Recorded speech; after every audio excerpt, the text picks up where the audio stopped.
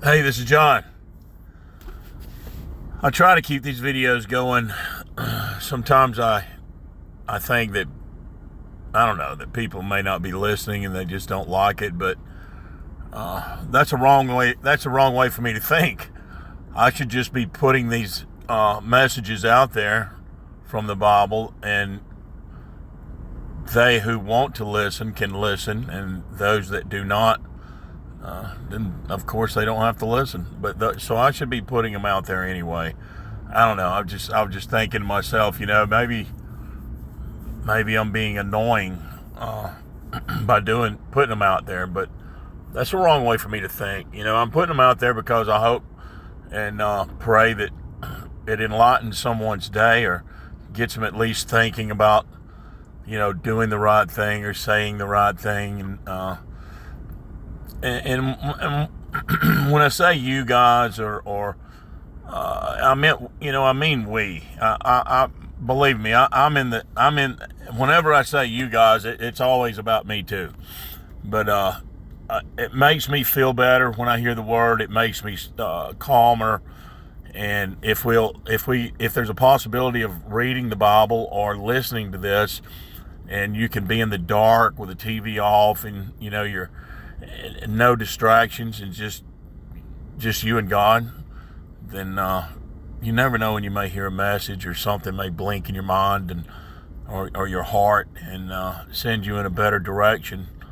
And that's what I hope that all of you get. I just a better feeling, a better life, more hope, less worry, and blessings galore. I really hope and pray that every one of you are blessed. Here we go. After 6 days, Jesus took with him Peter, James, and John, the brother of James, and led them up a high mountain by themselves. There he was transfigured before them. His face shone like the sun, and his clothes became as white as the light. Just then there appeared before them Moses and Elijah talking with Jesus. Peter said to Jesus, "Lord, it is good for us to be here.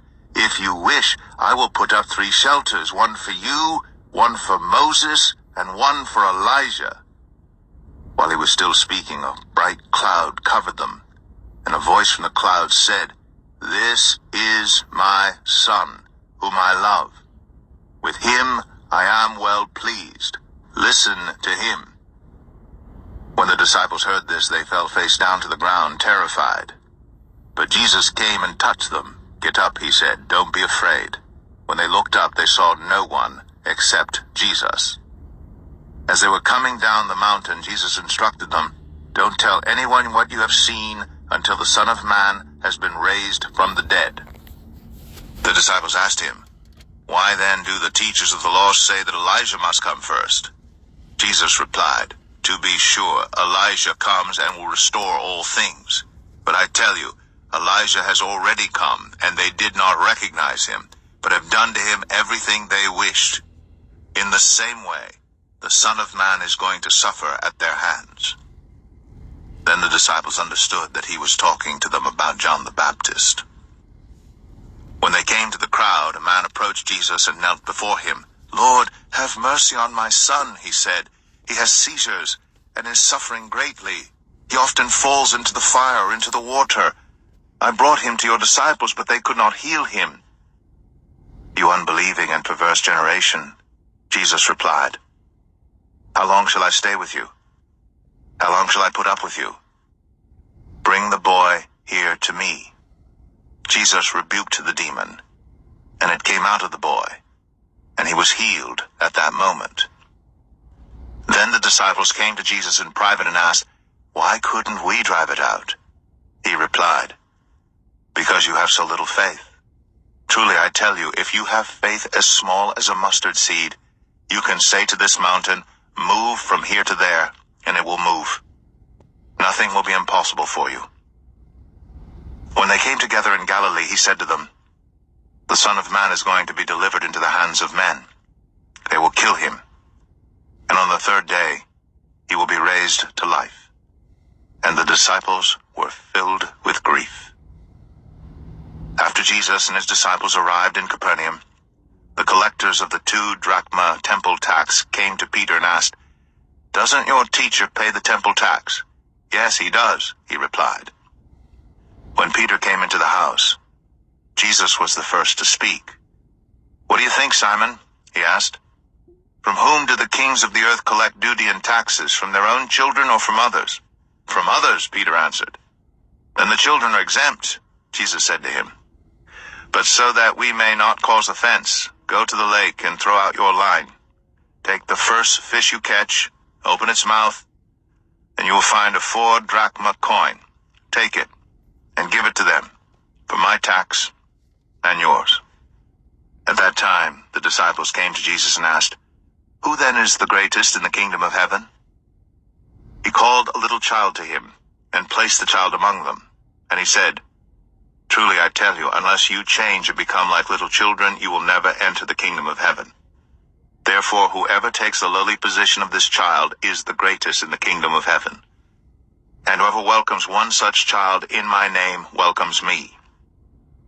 If anyone causes one of these little ones, those who believe in me, to stumble, it would be better for them to have a large millstone hung around their neck and to be drowned in the depths of the sea. Woe to the world because of the things that cause people to stumble. Such things must come, but woe to the person through whom they come. If your hand or foot causes you to stumble, cut it off and throw it away. It is better for you to enter life maimed or crippled than to have 2 hands or 2 feet and be thrown into eternal fire. And if your eye causes you to stumble, gouge it out and throw it away. It is better for you to enter life with 1 eye than to have 2 eyes and be thrown into the fire of hell. See that you do not despise one of these little ones, for I tell you that their angels in heaven always see the face of my Father in heaven. What do you think? If a man owns 100 sheep, and one of them wanders away, will he not leave the 99 on the hills and go to look for the one that wandered off? And if he finds it, truly I tell you, he is happier about that one sheep than about the 99 that did not wander off. In the same way, your Father in heaven is not willing that any of these little ones should perish. If your brother or sister sins, go and point out their fault just between the 2 of you. If they listen to you, you have won them over. But if they will not listen, take 1 or 2 others along, so that every matter may be established by the testimony of 2 or 3 witnesses. If they still refuse to listen, tell it to the church. And if they refuse to listen even to the church, treat them as you would a pagan or a tax collector. Truly I tell you, whatever you bind on earth will be bound in heaven, and whatever you loose on earth will be loosed in heaven. Again, truly I tell you, that if 2 of you on earth agree about anything they ask for, it will be done for them by my Father in heaven. For where 2 or 3 gather in my name, there am I with them." Then Peter came to Jesus and asked, "Lord, how many times shall I forgive my brother or sister who sins against me? Up to 7 times? Jesus answered, "I tell you, not 7 times, but 77 times. Therefore, the kingdom of heaven is like a king who wanted to settle accounts with his servants. As he began the settlement, a man who owed him 10,000 bags of gold was brought to him. Since he was not able to pay, the master ordered that he and his wife and his children and all that he had be sold to repay the debt. At this, the servant fell on his knees before him. 'Be patient with me,' he begged, 'and I will pay back everything.' The servant's master took pity on him, canceled the debt, and let him go. But when that servant went out, he found one of his fellow servants who owed him 100 silver coins. He grabbed him and began to choke him. 'Pay back what you owe me,' he demanded. His fellow servant fell to his knees and begged him, 'Be patient with me, and I will pay it back.' But he refused. Instead, he went off and had the man thrown into prison until he could pay the debt. When the other servants saw what had happened, they were outraged and went and told their master everything that had happened. Then the master called the servant in. 'You wicked servant,' he said, 'I canceled all that debt of yours because you begged me to. Shouldn't you have had mercy on your fellow servant just as I had on you?'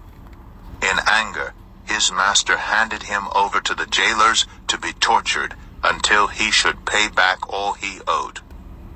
This is how my heavenly Father will treat each of you, unless you forgive your brother or sister from your heart."